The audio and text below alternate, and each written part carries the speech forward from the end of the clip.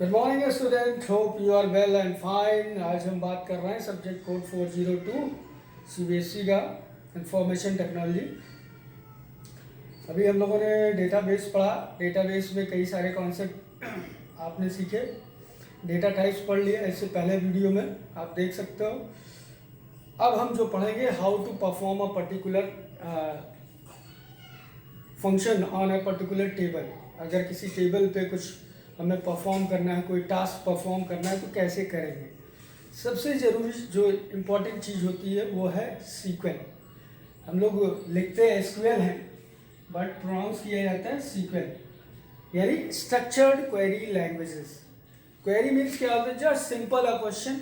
जिस तरीके से हमारे दिमाग में कोई क्वेश्चन अराइज होता है वही क्वेरी कहलाती है। सेम यहाँ भी है, क्वेरी जनरेट होगी और इसी क्वेरी के जरिए हम टेबल पे मल्टीपल ऑपरेशन परफॉर्म करते हैं।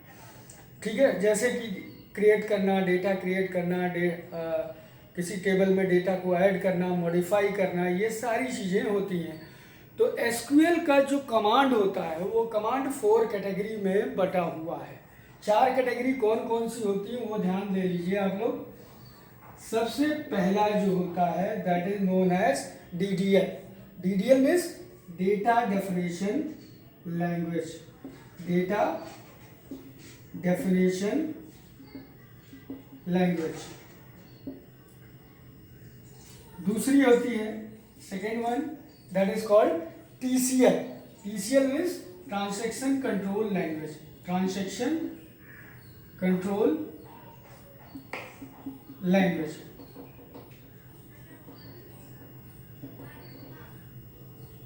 और टीसीएल के बाद एक कमांड और होती है that is known as DCL. DCL यानी डेटा कंट्रोल लैंग्वेज। ये कहलाती है डेटा कंट्रोल लैंग्वेज, यानी डेटा को कंट्रोल करने का काम करती है। और एक और होता है दैट इज नोन एज, ये हो गया डीडीएल, टीसीएल, डीसीएल। और एक होता है data manipulation language, DML, that is known as DML. यानी अधिकतर मैनिपुलेशन जो डेटा पे होगा इसी लैंग्वेज के जरिए होगा, यानी डेटा मैनिपुलेशन लैंग्वेज। ठीक है, ये 4 कैटेगरीज होती हैं किसी भी एसक्यूएल कमांड की, यानी इन 4 कैटेगरीज में बटे हुए हैं इन्हीं सारे कमांड का। अब सबसे पहले हम समझेंगे डीडीएल में क्या होता है। डीडीएल में सबसे बड़ी चीज होती है, इसमें पहला आता है क्रिएट कमांड। उसके बाद क्रिएट के बाद आता है alter command. Alter means modification होता है इसमें। And draft command. ये 3 कमांड मेन बेसिक होती हैं किसकी? डेटा डेफिनेशन लैंग्वेज की।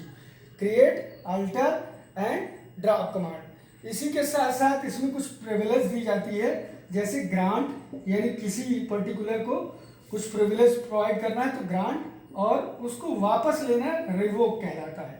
यानी हम कुछ परमिशन ग्रांट करते हैं तो ग्रांट कमांड के जरिए, और जब परमिशन को वापस लेना होता है तो रिवोक कमांड का इस्तेमाल करते हैं। साथ ही साथ एक काम और करता है, यानी कमेंट को ऐड करने का। यानी अगर आप डेटा डिक्शनरी में कुछ कमेंट ऐड करना चाहते हैं तो आप डीडीएल के जरिए कर सकते हो। दूसरा होता है ट्रांजैक्शन कमांड। ट्रांजैक्शन कमांड में बेसिकली 3 होती है, उसको ध्यान रखना है। पहला कमिट, दूसरा रोल बैक और सेव पॉइंट। ये 3 कमांड होती हैं जिनका इस्तेमाल टीसीएल में किया जाता है, यानी इसको हम commit, roll back, save point. उसी के साथ डेटा कंट्रोल लैंग्वेज की अगर बात करें तो इसमें 2 चीजें होती हैं। पहली क्या? Grant and revoke. ये दोनों किस में आता है? डेटा कंट्रोल लैंग्वेज में, क्योंकि डेटा पे अपना कंट्रोल रखने के लिए हम ग्रांट यानी परमिशन ग्रांट कर देते हैं और परमिशन को वापस ले लेना, ये रिवोक कहलाता है। सेम इसी तरीके से मेन जो मैनिपुलेशन का होगा, जो सबसे ज़्यादा हम लोगों के लिए ज़रूरी है, वो डेटा मैनिपुलेशन है, जिसमें सबसे पहली कमांड आती है सेलेक्ट, दूसरा इंसर्ट। सेलेक्ट, इंसर्ट यानी किसी पर्टिकुलर टेबल से कुछ भी निकालना है तो हम सेलेक्ट कमांड का इस्तेमाल कराते हैं। अगर कुछ हमें इंसर्ट कराना है तो इंसर्ट कमांड का यूज करते हैं। इसी के साथ साथ एक और होता है that is called update command. Update means updation करना, और चौथा होता है डिलीट कमांड। ये सारी कमांड्स हैं।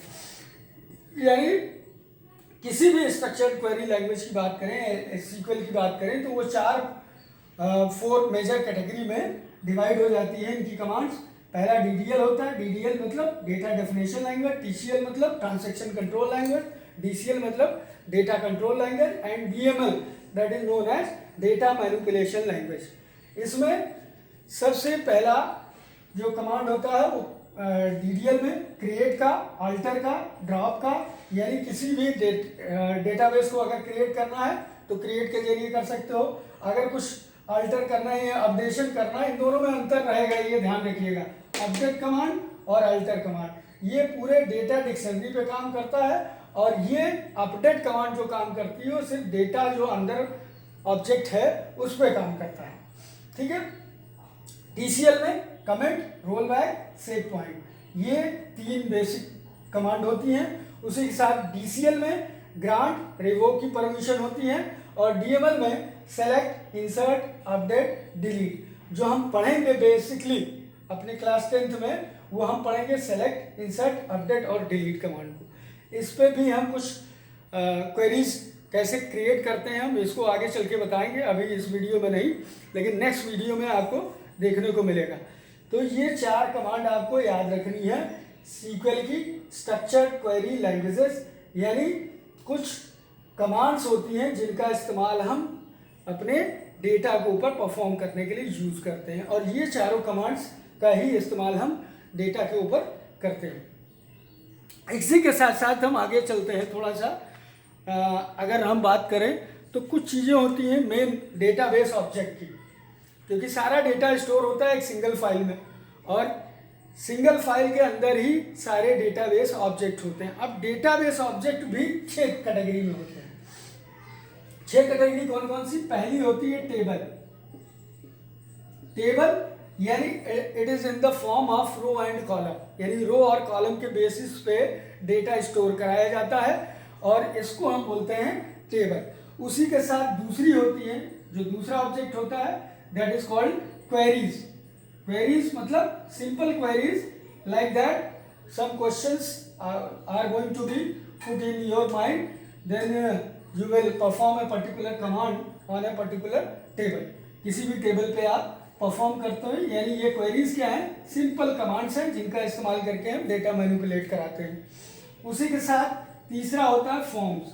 फॉर्म्स क्या होता है? फॉर्म इज आल्सो, इसी टेबल को हम फॉर्म के जरिए क्रिएट करते हैं, यानी हम उसको अपने अकॉर्डिंग यानी कलरफुल कर सकते हैं, या फिर आपको डेटा इंसर्ट कराना है तो फॉर्म के जरिए डेटा भी इंसर्ट हो सकता है।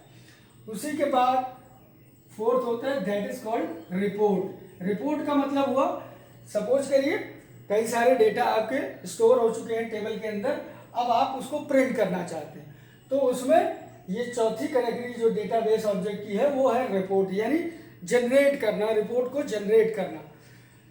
इसी के साथ साथ आता है macro. Macro nothing else just mini program. अगर हम इसको कहें तो मिनी प्रोग्राम है जो ऑटोमेटेड कस्टम टास्क क्रिएट करता है, यानी ऑटोमेटिकली, यानी अगर हम मैक्रोज का इस्तेमाल कर ले तो हमें कोई कमांड लिखने की जरूरत नहीं पड़ती है, वो ऑटोमेटिकली हमको करके दे देता है, क्योंकि ऑलरेडी मिनी प्रोग्राम्स होता है। और इसी के साथ साथ एक और होता है that is known as modules. Modules क्या होता है? It's a visual basic codes. Visual basic अगर आप लोगों ने पढ़ी हो, नहीं पढ़ी होगी, पढ़ेंगे आगे चल के, तब विजुअल बेसिक एक प्रोग्रामिंग लैंग्वेज है, और उसी प्रोग्रामिंग लैंग्वेज के कोड्स का इस्तेमाल मॉड्यूल के अंदर किया जाता है। जैसे अगर 10,000 रिकॉर्ड हमारे पास है और सबको एक मेल भेजनी है, तो हम मॉड्यूल्स के जरिए इजीली जो है एक साथ 10,000 डेटा को मेल कर सकते हैं, यानी मेल फायर कर सकते हैं। ठीक है, तो ये मॉड्यूल्स होते हैं। तो डेटाबेस के 6, ये ध्यान रखना है, डेटाबेस ऑब्जेक्ट 6 कैटेगरी के होते हैं। कौन कौन से? Table, queries, form, report, macro and modules. और एसक्यूएल कमांड 4 कैटेगरी में होती है, DDL, TCL, DCL, DML. DDL data definition language, TCL transaction control language, DCL data control language and DML data manipulation language. ठीक है, जो basic हम लोग ज़्यादातर परफॉर्म करेंगे जो डेटा के ऊपर, हम इसी सेलेक्ट, इंसर्ट, अपडेट और डिलीट पे ज़्यादा वर्क करेंगे. तो ये ध्यान में रखना है हमें आपके लिए. तो आज हम लोगों ने दो ही चीज़ें समझी इस वीडियो में.